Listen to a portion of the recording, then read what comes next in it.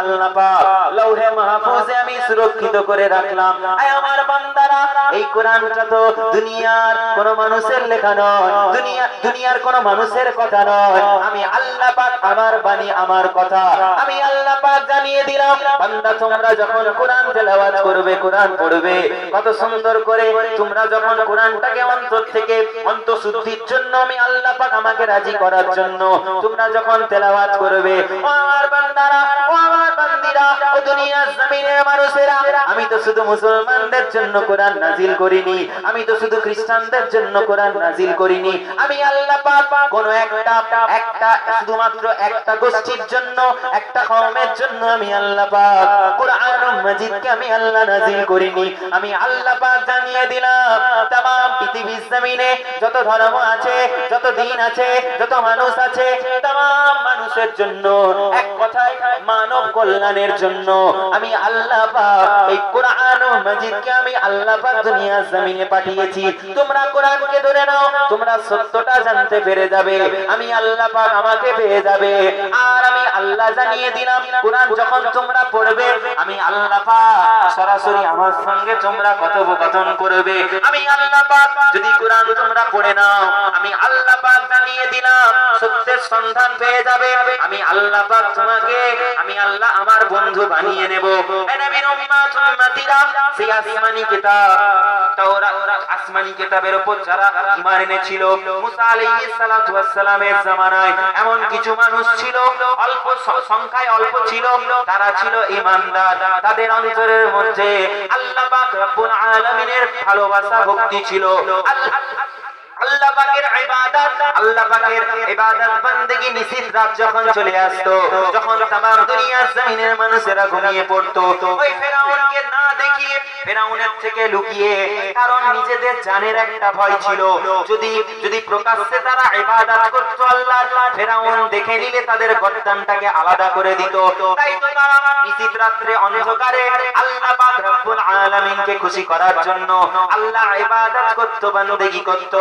ও নবীর উম্মত উম্মতিরা, সেই ঈমানদার বান্দাদের মধ্য থেকে মুসা নবীর আম্মা ছিল এক আল্লাহ বিশ্বাসী, আর মুসা নবীর আব্বা, মুসা নবীর যে বোন ছিল মারিয়াম, তারাও কিন্তু ছিল আল্লাহ পাকের প্রতি বিশ্বাসী। তাদের মধ্যে ঈমান ছিল, ঈমান। ও নবীর উম্মত উম্মতিরা, যেই ফেরাউনের কথা বলছি, যেই প্রতাপশালী বাদশার কথা বলছি, যে নিজেকে খোদা দাবি করেছিল, যে নিজেকে আল্লাহ বলে দাবি করেছিল, তার একজন স্ত্রী ছিল, যার নাম হলো হযরতে বিবি আশিয়া। সেই বিবি আশিয়া ছিল ফেরাউনের স্ত্রী।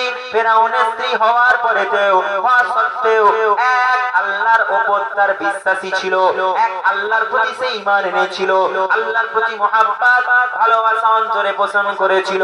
কিন্তু ফেরাউনকে সে বুঝতে দেয়নি সে যে আল্লাহর ইবাদত করে, এটা ফেরাউন জানতো না।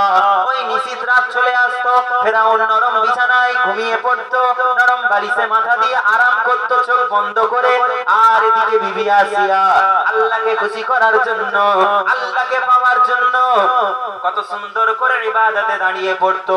ও নবীর উম্মত উম্মতিরা, সেই ফেরাউন বলতে লাগলো, আমি ফেরাউন শুধুমাত্র আমার ইবাদত হবে এই কায়রোর জমিনে। যদি কোনো মানুষ আমি ফেরাউন ছাড়া অন্য কারো ইবাদত করে, আমি ফেরাউন জানিয়ে দিলাম তাকে আমি হত্যা করব, তার উপর অত্যাচার করব, তার উপর জুলুম করব, আর আমার জেলখানা আছে তাদেরকে আমি বন্দী করে রেখে দেব।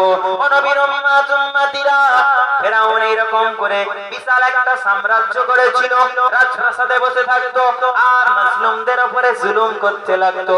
ও নবীর উম্মত উম্মতিরা, মহান আল্লাহ পাক রব্বুল আলামিন সেই ফেরাউনকে ধ্বংস করার জন্য আল্লাহ পাক ওসিলা বানিয়ে মুসা নবীকে ধরাতে পাঠালেন। আল্লাহ পাক মুসা নবীকে দুনিয়ার জমিনে প্রেরণ করেছিলেন। মুসা নবী আসার আগেতে ফেরাউনের কাছে কিছু গুণিন গেছে, গুণিন যারা কিনা হাত দেখে হাত, যারা কিনা কপাল দেখে, যারা কিনা ভবিষ্যৎ বলে দিত, তারা গণনা করে বলতে লাগলো, ও বাদশা, ও আমাদের খোদা ফেরাউন, শোনো শোনো, তোমাকে মারার জন্য তোমার মত একজনের জন্য হবে, যে হবে আল্লাহ আল্লাহ পাকের একজন পয়গম্বর, আল্লাহ পাকের একজন নবী, আল্লাহ পাক তাকে পাঠাবেন এই ধরাতে। তুমি নিজেকে খোদা দাবি করছো, তোমার এই বাড়ত্ব, তোমার এই খোদা এই আর থাকবে না। সে আসবে ধরাতে, মানুষের সামনে সত্যটাকে প্রকাশ করবে, আল্লাহর বাণী প্রচার করবে, আল্লাহর দ্বীন প্রচার করবে, আল্লাহর কথা মানুষের বাড়িতে বাড়িতে পৌঁছে দেবে, আল্লাহর কথা মানুষের অন্তর পর্যন্ত পৌঁছে যাবে। ও ফেরাউন, তুমি তো মারা যাবে। ফেরাউন তখন এই কথা শুনে প্রশ্ন করতে লাগলো, বলো বলো, ওই মানুষটা যে আসবে সে কি পুরুষ হবে না মহিলা হবে? তখন বলতে লাগলো, না না, আল্লাহর পয়গম্বর হবে, আর পয়গম্বর তো কখনো মহিলা হয় না, পয়গম্বর তো পুরুষ হয়। আল্লাহ পাকের ওই বান্দা আসবে, আর তোমাকে তার দ্বারাতে আল্লাহ পাক তোমাকে মিটিয়ে দেবে, দুনিয়ার জমিন থেকে তুমি মারা যাবে, তুমি চিরবিদায় হয়ে যাবে।